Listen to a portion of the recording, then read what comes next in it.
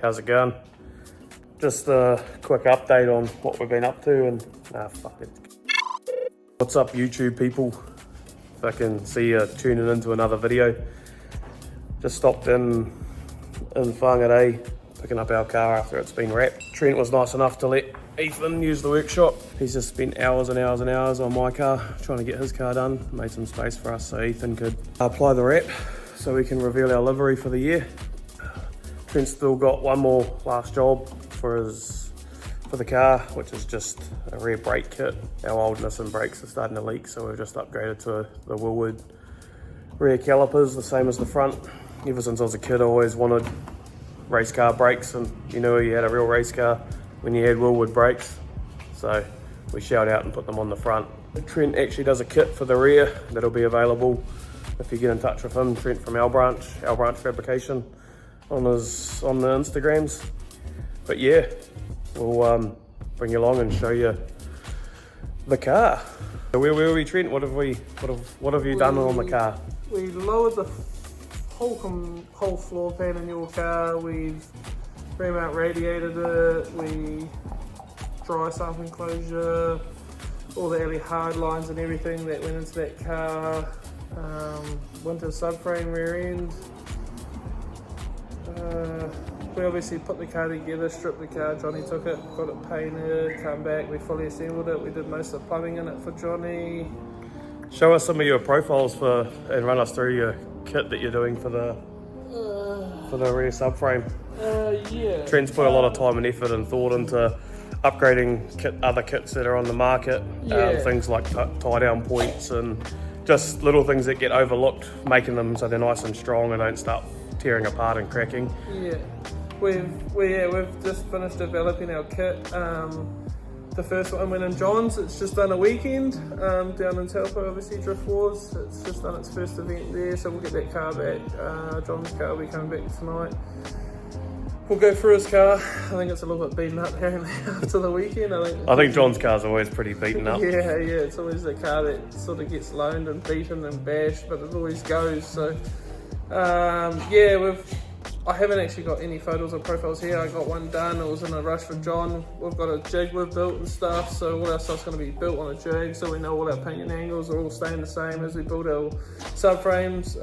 We know that when we send a subframe to a customer, the diff will go straight in. You know, there's no die grinding holes out, and yeah, being a little bit rough. We want to really develop something that people can use, and like when we send our kits out, we send them out with bulk kits, we send everything, so it's like for a Joe bloke that might live in a rural, like, you know, a lot of us Kiwi boys that drifting, a lot of the boys are actually farmers, you know, so they live all the way out there, so to need bolts halfway through a job is a major for them. So we want to, everything we're trying to develop has everything you need. Like all you need is some spinners, and then if you don't have that, you probably shouldn't be working on the car really. Yeah, fair point.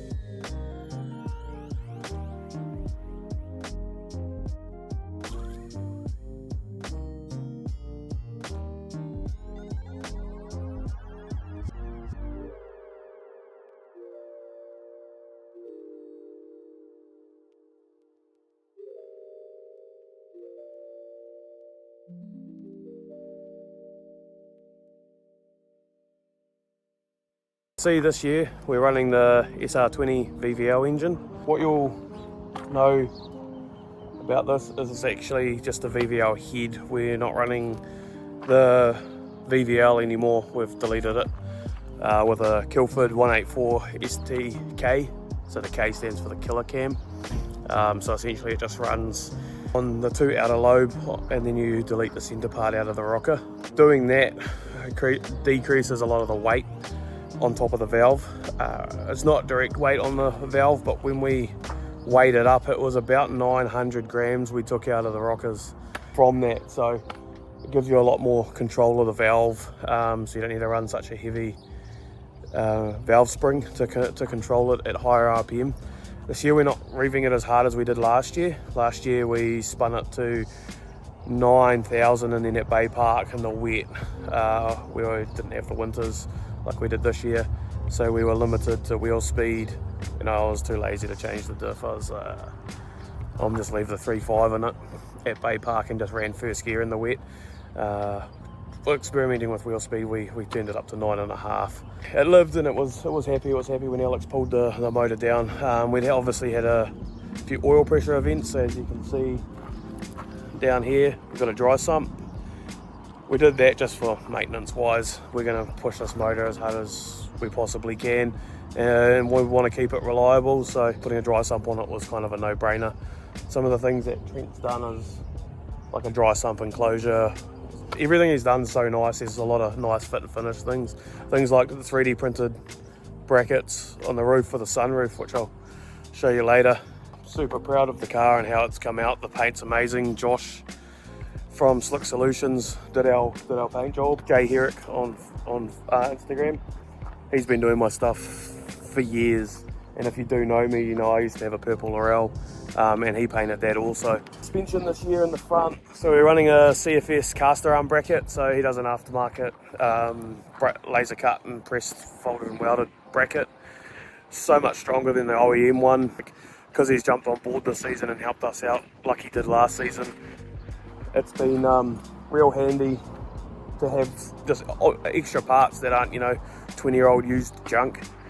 So we're running a TSD two-way coilover in the front, which is going to give us a little bit more control of the front end. Darren set it up how he thought it should be, and to be honest, he got it pretty spot on. The front's really good. It wasn't twitchy or anything like that. We are experimenting with the front sway bar, and we have gone to the V3 steerings. That's pretty much the front end. I'll run you through the inside and go through there.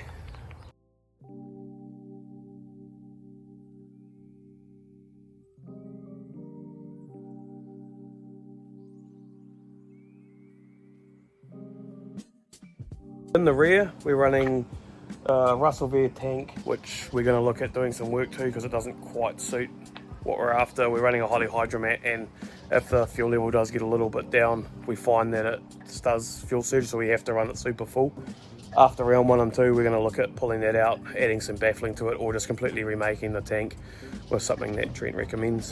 Another sponsor this year is Drew's Automotive. We're actually running their big clutch that they do, a big twin plate. The biggest difference that I notice is the way the car stops and starts. I always struggled with this car getting off the line, and how it would just try and drag the motor down, have to rev it real hard to get it off the line, and then it would just spin the tyres, which is, when you're trying to chase, especially when you're an amateur like me, it's quite hard to modulate that wheel speed to get the grip to get up on the door.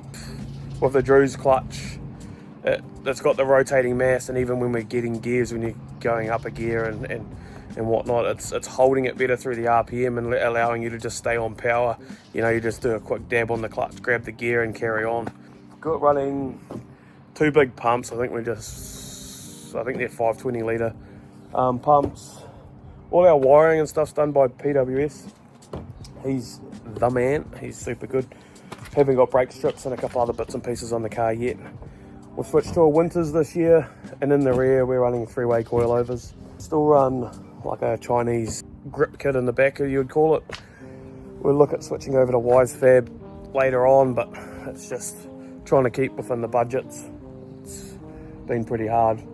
We've got a car that looks real good, so the way it is, it should drive pretty good. Basic sway bar in and some different spring rates have worked out pretty well. When we tested the car a little while ago, it drove really good. So yeah, that's a bit of a wrap up of the car. I hope you enjoyed the video, and if there's anything specifically you want me to detail, how we've done it, why we've done it that way, leave a comment. But yeah, like, subscribe, and stay tuned for more content.